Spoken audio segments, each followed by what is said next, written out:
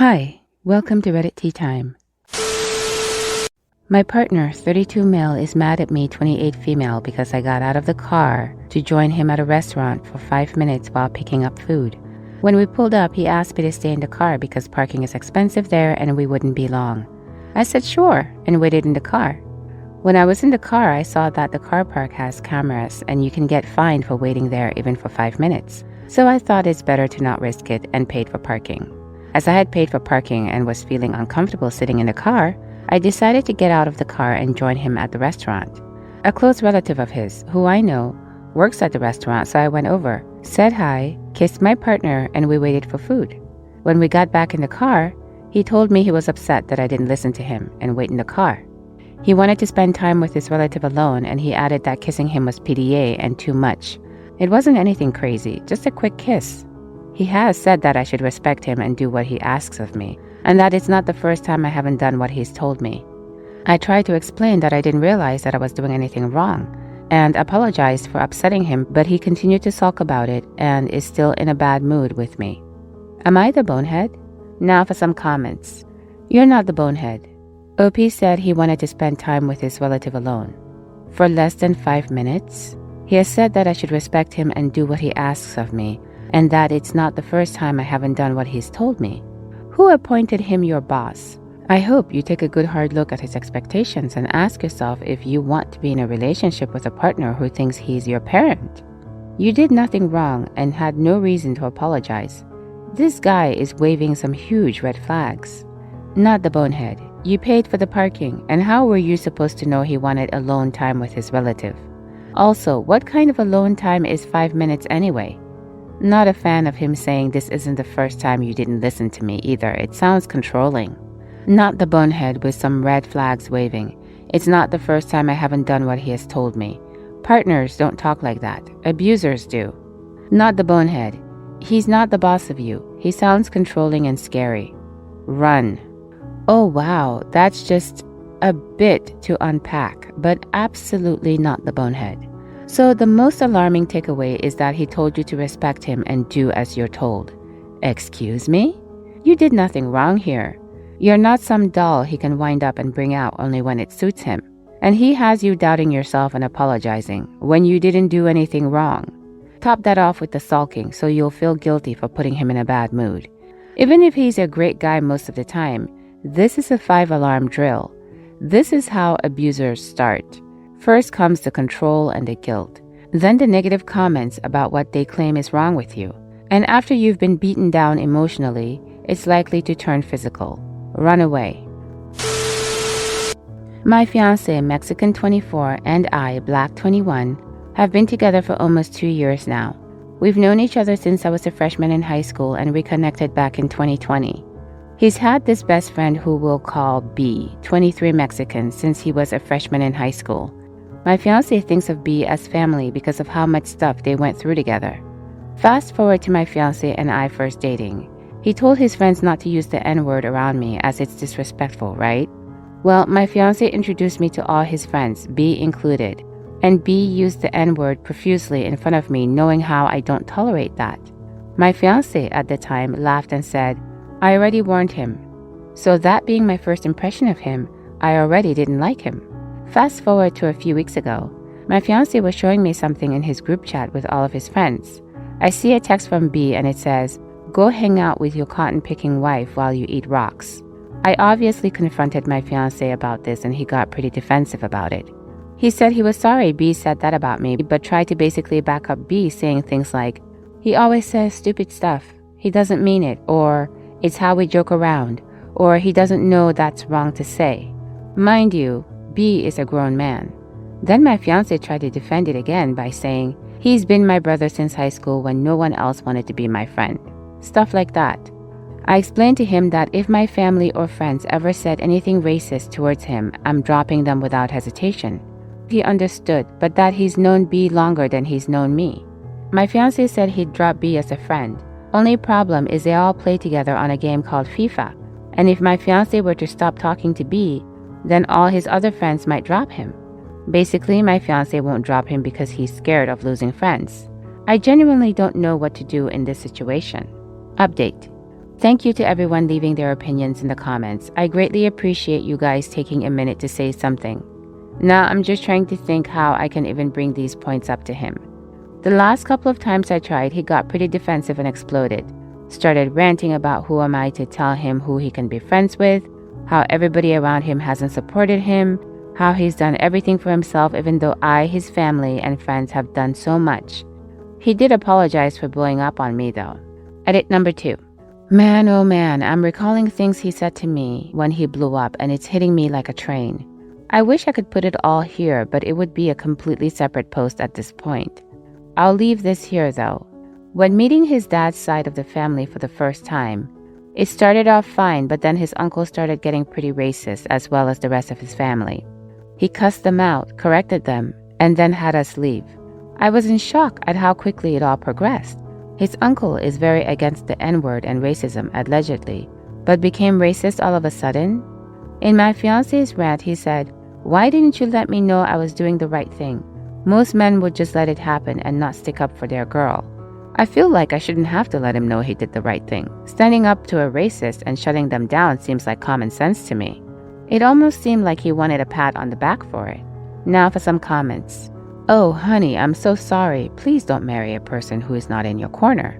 While you may not need to be defended, you do need to be respected. And if your fiancé doesn't care enough to defend you and end this racist crap, he doesn't deserve you.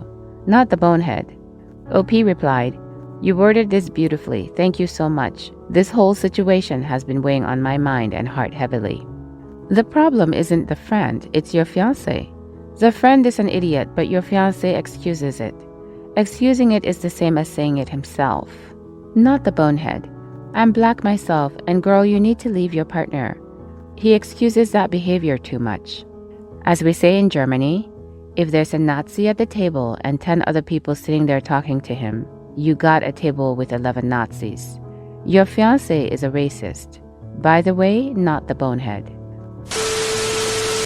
I, 24 female, don't live with my mother and only ever did for about a year because she was working at the other side of the country and needed someone to take care of the apartment since my brother, who lives with her, is lazy. In that time, she told me to pay the electricity because she was paying rent. She never paid rent, and in the beginning of the year, she got a notice that she hadn't paid rent for 8 months, which led to us owing $6,500 in rent. I was shocked at that and moved out. I stopped all payments for the electricity that went through my account, but gave my mother money in cash in case he wanted to stall the eviction. My brother, 22, doesn't work. Only recently he got an apprenticeship starting September, and he got a new apartment leased for when he starts work. He's been living in my mother in her boyfriend's apartment in the meantime while I went back to my grandma, who I take care of. I recently got injured on my arm, which requires surgery. I won't be healed and able to get back to my part-time job for another 3 months. This led to me seeing my mother again after God knows how long, since she had driven me to the hospital once when I got injured. She demanded I pay for the fuel though. Now she called me earlier saying I have to give her my birth certificate for her work.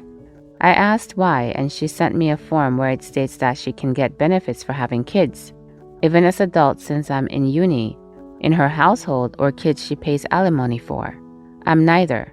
Her accounts get frozen constantly due to her massive amount of debts she acquired over the years, but with kids in her household, her account can't be fully frozen. I refused and said if she wants it, she needs to pay alimony. She called me an awful person, and that I'm ruining my brother's life because she has to pay his rent for the first couple of months until he can pay it himself. I don't see how this is my fault. I'm not responsible for her debt. She said I'm ungrateful and a disappointment, and I pretty much lost it at that. I told her that I've been the one who takes care of her mother while she's indulging in drugs and parties. That I've been working ever since I became an adult while studying. Meanwhile, my brother wasn't even going to school and just playing games. She said that she'll take me out of the family insurance. I just got out of the hospital, by the way, since I'm no longer her child. I'm genuinely at a loss on what to do. Am I the bonehead? Not the bonehead. Do not give your birth certificate to her, and make sure all your IDs, income statements, and financials are completely inaccessible to her. Whatever small benefit being on her insurance gave you is outweighed by the risk to your financial future. She could use your info to steal your credit, put bills in your name, etc. Other than the family insurance, On what level is this person acting in the capacity of a parent to you? What kind of parent would use taking healthcare away from their child as a threat? Not the bonehead.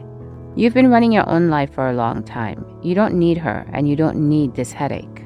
Not the bonehead. She wants you to facilitate fraud. Absolutely not. You've done nothing wrong. She's desperate and is blaming you for her shortcomings as a parent. Get your own health insurance and leave her far behind. So I discovered the property I rent has been sold and the new landlord wants us out. The old landlord didn't tell us the property was for sale or that it had been sold. We found out the hard way when a surveyor let themselves in to check the property a few days ago. We began moving things into storage, but in the meantime, I reached out to my mom to ask if I could stay with her for a couple of weeks until we found somewhere else to move into. Her words were, "No, I'd rather see you homeless than have you move back in with me."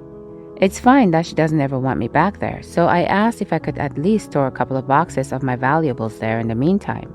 This seemed to open a whole can of worms. She began berating me, saying how all I do is use her like everybody else and how I don't love or care about her. I apologized and said I would just ask a friend to watch my stuff, no big deal. She then began saying how I was getting her down by the fact that I was going to be homeless, and I only had myself to blame, but how I also didn't think about how this would impact her. She said it was upsetting and shameful to hear that her only child was going to be homeless. She was crying and saying how I never think about her or how she feels and I'm only out to use her. What's annoying is that when I lived with her, I paid for everything. I paid all her bills and bought her a new and expensive oven when hers broke, only for her to sell it and buy a cheaper one with the money. I bought her food too and paid for gas for her car. These were the terms I had to abide by to be able to live with her. If I didn't buy food or pay the bills, I would starve. We lived quite rurally, so there wasn't anywhere else I could go. When I got my own place in town, she would frequently turn up and dump all her stuff here while she went out to meet friends. I just feel like I'm somehow a terrible person, and I really don't want to talk to her again if I make her feel that awful.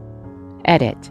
Thanks for everyone's feedback. I'm overwhelmed at all the support and advice, especially in terms of housing and being made homeless. I have a good plan now and will contact Citizens Advice and possibly a lawyer for more information on our situation. In terms of my mother, I firmly believe she has some form of mental illness. She refuses to take medication though and denies even the idea of mental illness. I think the best course of action is to limit contact from now on. Now for some comments. Not the bonehead. This seems unreasonably harsh even for a mom who thinks you should be independent. I don't know where you are, but in most areas, landlords can't just kick you out. They have to go through eviction proceedings. And on a related note, if you have control of the whole property, no one can just let themselves in. Call the cops if they do. You need to talk to a lawyer if you're in the US. A sale shouldn't void your lease. Also, not the bonehead for asking your mom, but I'm more concerned with the fact that it sounds like you're being illegally evicted. Not the bonehead. You might be homeless and your mother thinks she's the victim. How self-centered can a person be? On a more important note, check if you really have to move. The property changing hands shouldn't matter. What do you think? Please let me know in the comments below. If you like these stories, please consider subscribing. Hopefully, I'll see you in the next Reddit story. In the meantime, please take care of yourself. Bye for now.